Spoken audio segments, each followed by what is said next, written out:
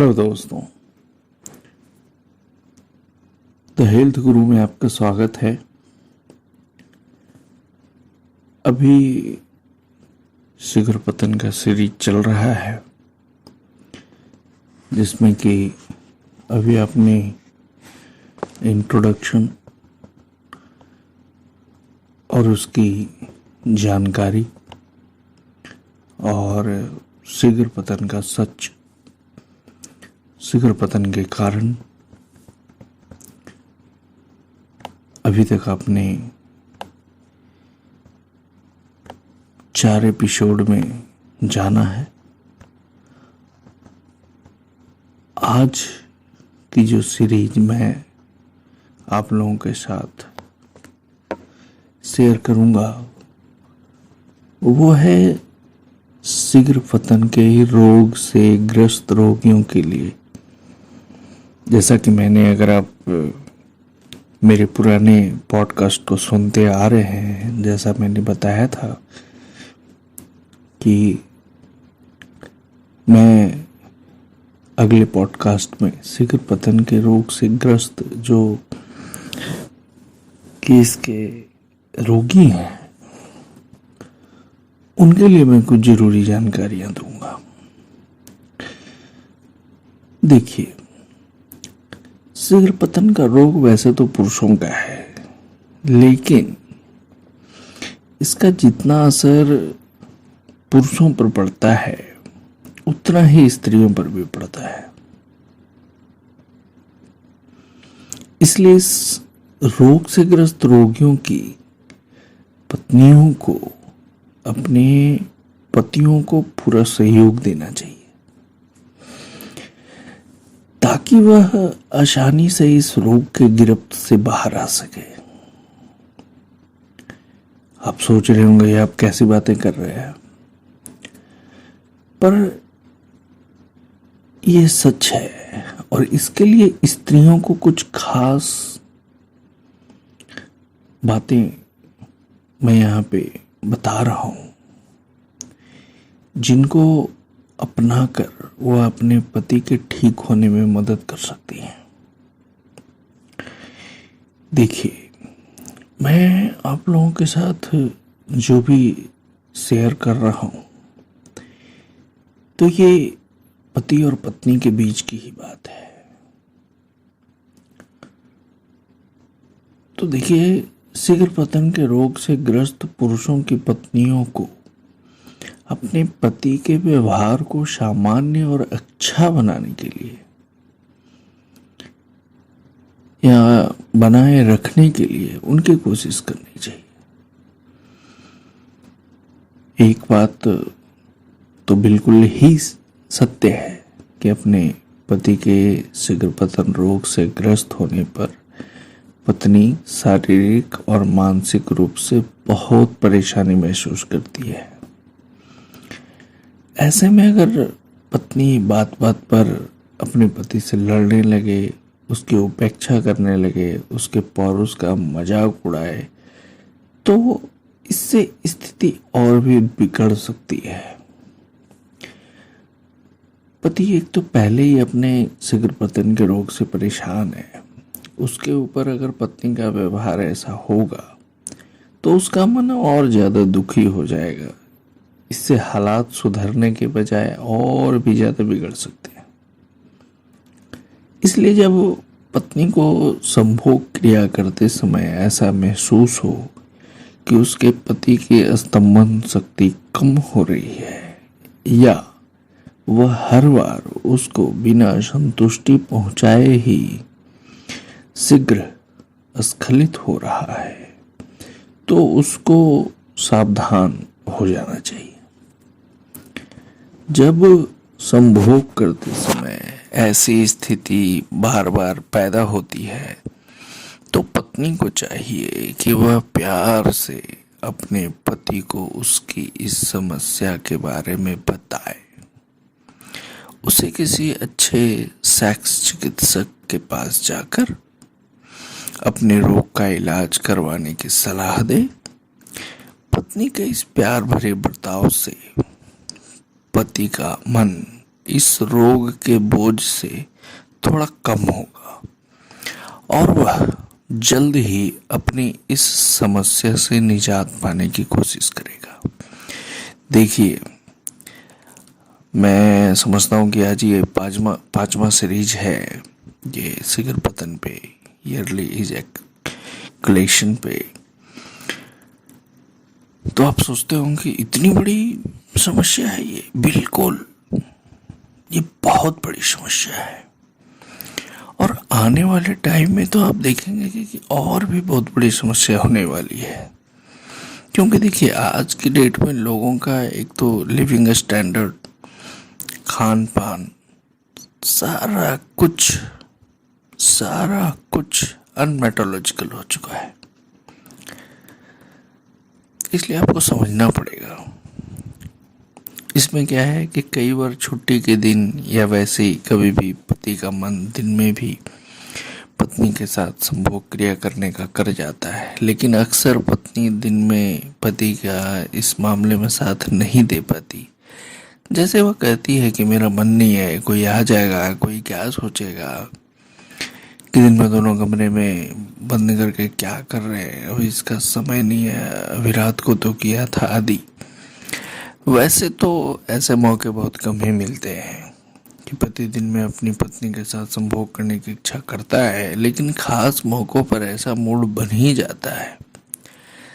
जैसे कि पत्नी नहा कर आए, तैयार हो रही हो, कपड़े बदल रही हो, कहीं शादी ब्याह में जाने की तैयारी कर रही हो। ऐसे अवसरों पर पत्नी का रूप कुछ अलग ही नजर आता है। अगर ऐसे मौक़ों पर पति पत्नी को सेक्स करने के लिए कहता है तो उसे मना न करके पूरा सहयोग करना चाहिए। ऐसे मौक़ों पर पति का ज़्यादा मन पत्नी के स्तनों को दबाने पर और योनि में लिंग को प्रवेश करा के घर्षण करने पर ही रहता है। ऐसे समय में पुरुष के शरीर में उत्तेजना पूरे चरम पर होती है। इसी कारण से उस समय संभोग की अवधि ज़्यादा समय की नहीं होती है।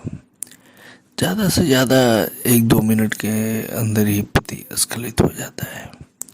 लेकिन इस समय संभोग क्रिया करते समय जो आनंद मिलता है वह रात को पूरे संयम के साथ सेक्स करते समय भी नहीं मिलता, चाहे वह ज़्यादा दूर तक क्यों न चले।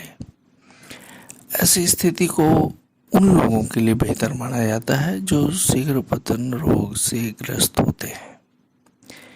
एक तो इस छोटी सी संभोग क्रिया में बहुत ज़्यादा आनंद की प्राप्ति होती है और दूसरे शारीरिक और मानसिक उत्तेजना कम हो जाती है। इससे एक लाभ यह है कि पति की उत्तेजना में कुछ कमी आ जाती है, जिससे उसे रात में किए जाने वाले संभोग की अवधि कुछ बढ़ी हुई महसूस होती है। इस छोटी सी संभोग क्रिया के लिए पत्नी खुद भी अपने पति को प्रेरित कर सकती है।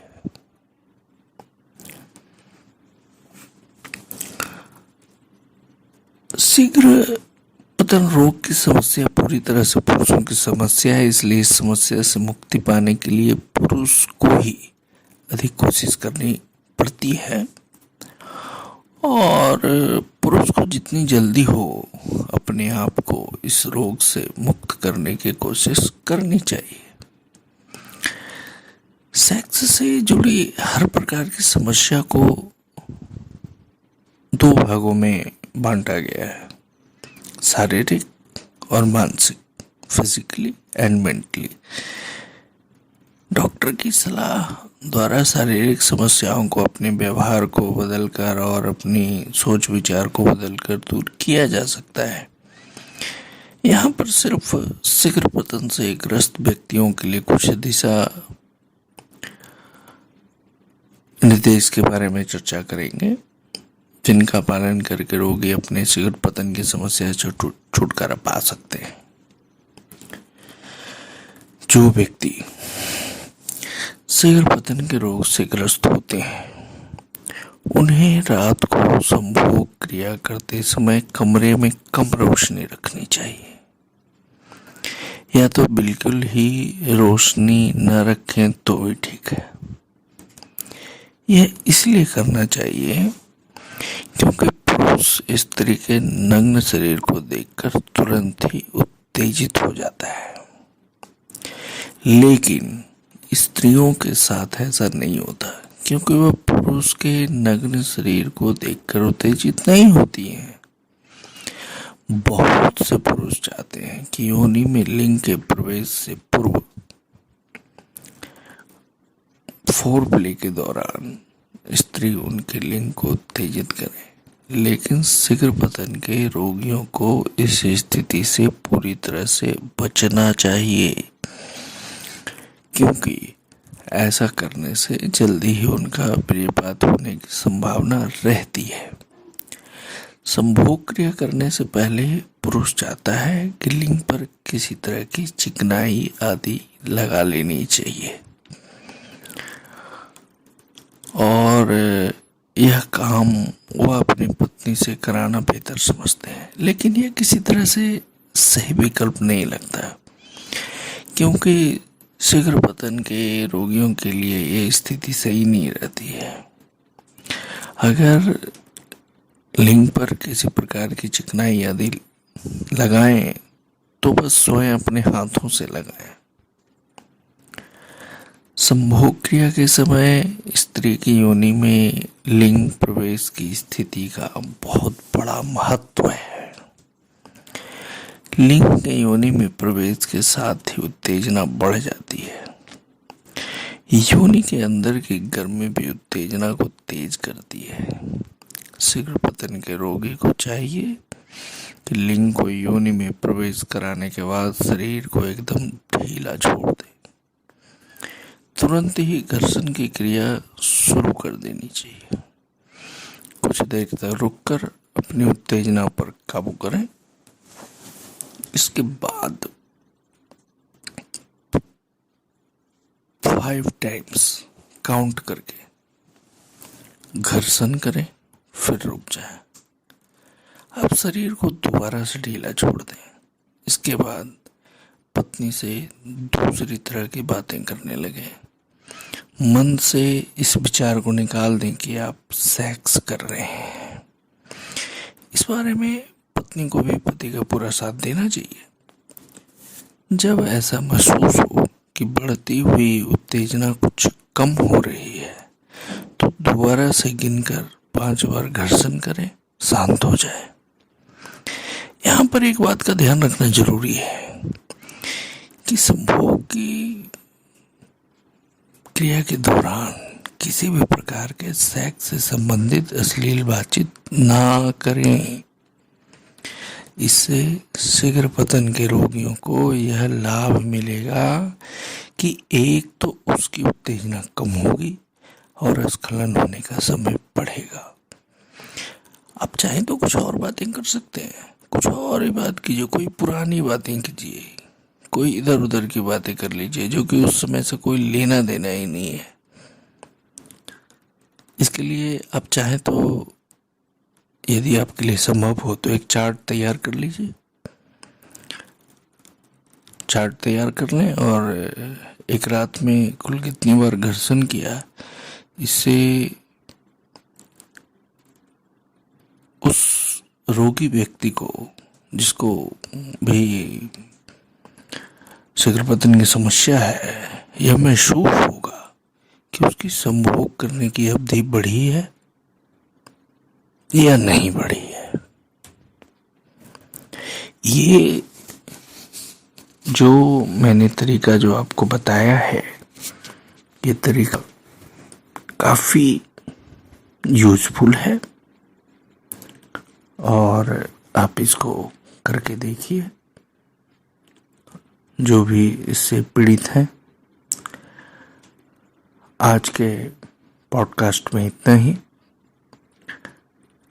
आगे मैं और भी इससे ग्रस्त रोगियों के लिए, या जो भी इससे इफेक्टेड है, उनके लिए मैं और भी उपाय लाऊंगा। फिर आगे और भी जो सीरीज आने वाली हैं उनमें मैं दवाइयाँ भी बताऊंगा, प्रिकॉशंस भी बताऊंगा, मेडिसिन भी बताऊंगा, हर तरह की बातें बताऊंगा मैं।